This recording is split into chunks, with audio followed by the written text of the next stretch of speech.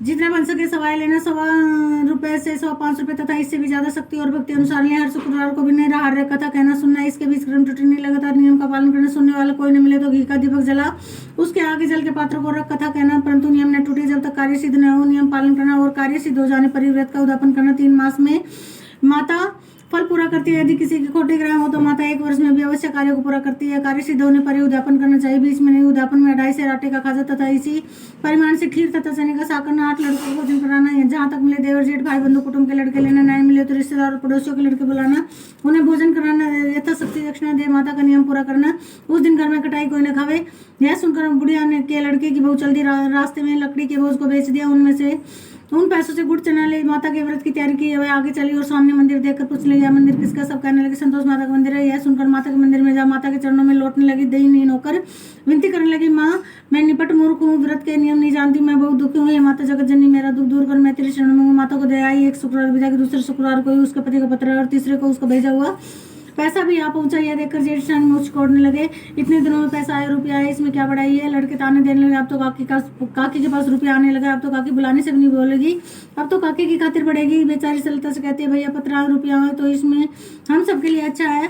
ऐसा कहकर आंखों में आंसू भरकर संतोषी माता के मंदिर में जा मातेश्वरी के चरणों में गिरकर रोने लगी, माँ मैंने तुमसे पैसा नहीं मांगा, मुझे पैसे से क्या काम है, मुझे तो अपने स्वाग से काम है, मैं तो अपने स्वामी के दर्शन और सेवा मांगती हूँ। तब माता ने प्रसन्न होकर कहा, जा बेटी तेरा स्वामी आएगा। यह सुनकर खुशी से बावली हो घर में काम करने लगी। अब संतोषी माता विचार करने लगी, इस भोले पुत्र को मैंने कह तो दिया तेरा पति आओगे, परंतु आओगे कहाँ से? वह उसे स्वप्न में भी याद नहीं करता, उसे याद दिलाने के लिए मुझे ही जाना पड़ेगा। इस तरह माता बुढ़िया के बेटे के पास जा स्वप्न में प्रकट हो कहने लगी, साहूकार के बेटे सोता है जागता? वह बोला, माता सोता भी नहीं जागता नहीं, बीच में कहो क्या आ गया? माँ कहने लगी, तेरा घर बार कुछ है या नहीं है? वह बोला, मेरा सब कुछ है माता, माँ बहन भाई बहन क्या कमी है? परंतु माँ बोली, बोले पुत्र तेरी स्त्री घोर कष्ट उठा रही है, तेरे माँ बाप उसे घोर कष्ट दे रहे हैं, तू जाओ उसकी सुधी ले। वह बोला, हाँ माता जी यह तो मुझे मालूम, परंतु जाऊँ तो कैसे जाऊँ? प्रदेश की बात है, लेन देन का कोई हिसाब किताब नहीं, नजर नहीं आता, कोई जाने का रास्ता नजर नहीं आता, कैसे चले जाऊँ? माँ कहने लगी, मेरी बात मान, सवेरे नहा धोकर संतोषी माता का नाम घी का दीपक जला, दंडवत कर दुकान पर जा बैठना, देखते देखते तेरा लेन देन सब चुक जाएगा, जमा माल बिक जाएगा, सांझ होते होते धन का ढेर लग जाएगा।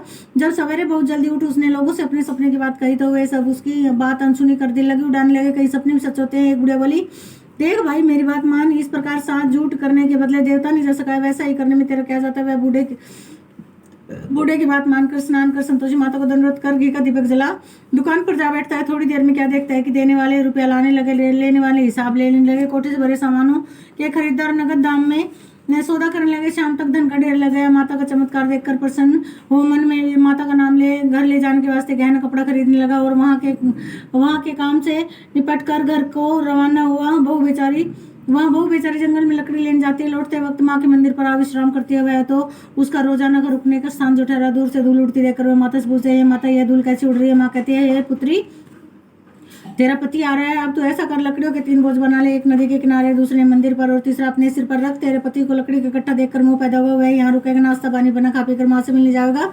अब तू लकड़ियों का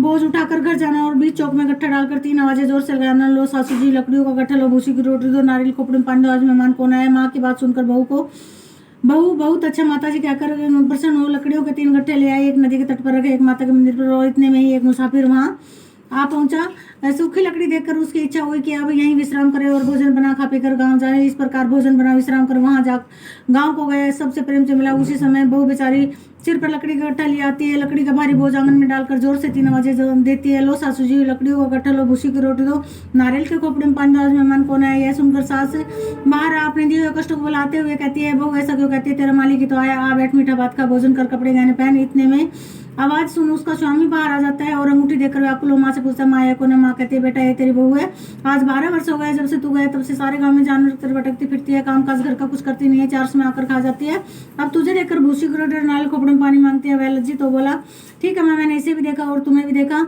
अब मुझे दूसरे घर की ताली दो तो मैं उसमें हूँ। तो माँ बोली, ठीक है बेटा, जैसे तेरी मर्जी। तो कहकर ताली का कुछ चपटक दिया। उसने ताली ले दूसरे कमरे में जो तीसरी मंजिल के ऊपर था खोलकर सारा सामान जमाया। एक दिन नहीं वहाँ राजा के महल जैसे ठाट बाट बन गया। अब क्या था, वे दोनों सुखपूर्वक रहने लगे। इतने में अगले शुक्रवार बहू ने अपने पति से कहा कि मुझे इस माता का उद्यापन करना है। पति बोला बहुत अच्छा, खुशी से करो। वह तुरंत ही उद्यापन की तैयारी करने लगी। जेठ के लड़कों को भोजन के लिए करने गई। उसने मंजूर किया, परंतु पीछे जेठानी अपने बच्चों को सिखलाते, देखो रे भोजन के समय सब लोग कटाई मांगना, जिससे उसका उद्यापन पूरा नहीं हो। लड़के जिमने आए, खीर खाना पेट भर खाई, परंतु बात याद आती, कहने लगे हमें कुछ खटाई खाने को दो, खीर खाना हमें नहीं भाता, देख कर रुचि होती है। बहू कहने लगी खटाई किसी को नहीं दी जाएगी, यह तो संतोषी माता का प्रसाद है। लड़के तुरंत उठ खड़े हुए, बोले पैसा लाओ। बोली वो कुछ जानती नहीं थी, उन्हें पैसे दे दिए। लड़के उसी समय जा करके इमली ला खाने लगे। यह देखकर वह ऊपर माता जी ने कोप किया। राजा के दूत उसके पति को पकड़ कर ले गए। जेठस्टानी मनमाने खोटे वचन कहने लगे, लूट लूट कर धन इकट्ठा करके लाया था, सो राजा के दूत पकड़ कर ले गए। अब सब मालूम पड़ जाएगा जब जेल के हवा खाएगा। बहुत से वचन सहन नहीं हुए। वह रोती रोती माता के मंदिर में आ गई। ये माता तुमने यह क्या किया? आप हंसा करके और रुलाने लगी। माँ बोली पुत्री तूने उद्यापन करके मेरा व्रत भंग किया है, इतनी जल्दी सब बातें भुला दी। वह कहने लगी माता भूली तो नहीं कुछ अपराध किया, मुझे तो लड़कों ने भूल में डाल दिया, मैंने भूल से उन्हें पैसे दे दिए, मुझे क्षमा करो माँ। माँ बोली ऐसी भी कहीं भूल होती है? वह बोली माँ मुझे माफ कर दो, मैं तुम्हारा उद्यापन फिर दोबारा करूंगी। माँ बोली अब भूल मत करना। वह बोली अब भूल नहीं होगी। अब बतलाओ वो कैसे आएंगे? माँ बोली जा पुत्री, तेरा पति तुझे रास्ते में आता मिलेगा। वह घर को चली। राह में पति आता मिला। उसने पूछा तुम कहाँ गए थे? तब वह कहने लगा इतना धन जमाया था, उसका टैक्स राजा ने मांगा था, वह भरने गया था। वह प्रसन्न वो बोली भला हुआ, आप घर को चलो। तुम कुछ दिन बाद फिर शुक्रवार आया। वह बोली मुझे संतोषी माता को उद्यापन करा। पति ने कहा करो। वह फिर जेठ के लड़कों को भोजन कहने गई। जेठानी ने तो एक दो बातें सुनाई और लड़कों को सिखा दिया कि तुम पहले ही खटाई मांगना। लड़के कहने लगे हमें खीर खाना नहीं भाता, जीव करता कुछ खटाई खाने को। तो वह बोली खटाई खाने को नहीं मिलेगी, आना हो तो आओ। वह ब्राह्मणों के लड़के ला भोजन कराने लगी। यथाशक्ति दक्षिणा की जगह एक फल उन्हें दिया। इससे संतोषी माता प्रसन्न हुई। माता की कृपा होते ही 9वें मास उसको चंद्रमा के समान पुत्र प्राप्त हुआ। वह पुत्र को लेकर प्रतिदिन माता जी के मंदिर में जाने लगी। माँ ने सोचा कि यह रोज आती है, आज क्यों न मैं इसके घर चलूं, इसका आसरा देखूं तो सही। यह विचार कर माता ने भयानक रूप बनाया। गुड़ और चने से सना मुख, ऊपर सूंड के समान होठ, उस पर मक्खियां भी बना रही थी। दहलीज में पांव रखते ही उसकी सास चिल्लाई, देखो रे कोई चुड़ैल डाकने चली आ रही है, लड़कों से भगाओ नहीं तो किसी को खा जाएगी। लड़के डरने लगे और चिल्लाकर खिड़की बंद करने लगे।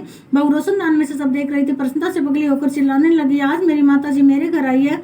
यह कहकर बच्चे को दूध पिलाने से हटा देती है। इतने में सास का क्रोध फूट पड़ता है। बोली रांडी से देखकर कैसे उतावली हुई है, जो बच्चों को पटक दिया। इतने में माँ के प्रताप से जहाँ देखो वहीं लड़के ही लड़के नजर आने लगे। माँ जी ने वह बोली माँ जी मैं जिनका व्रत करती हूँ संतोषी माता। बोल संतोषी माता की जय। इतना कहकर झट से सारे घर के किवाड़ खोल देती है। सबने माता के चरण पकड़ लिए और विनती कर कहने लगे, हे माता हम मूर्ख अज्ञानी पापी है, तुम्हारे व्रत की विधि हम नहीं जानती। तुम्हारा व्रत भंग करके हमने बहुत बड़ा अपराध किया है। हे माता आप हमारा अपराध क्षमा करो। इस प्रकार माता प्रसन्न हुई। माता ने बहू को जैसा फल दिया वैसा सबको दे, जो पढ़े उसका मनोरथ पूर्ण हो। बोलो संतोषी माता की जय। योग सिद्धि विजय जनक को गुरु अष्टावक्र ने आधे श्लोक में सब शास्त्रों का सार समझा दिया था। ग्रंथ करोड़न में कहा है ये सबका सार ब्रह्म सत्य जग झूठ है। जीव तू ब्रह्म निहार, जीव से ही जीवित जगत माया खेलत खेल, ब्रह्म रूप पहचान लो, कटे जगत की जेल। बल संतोषी माता की।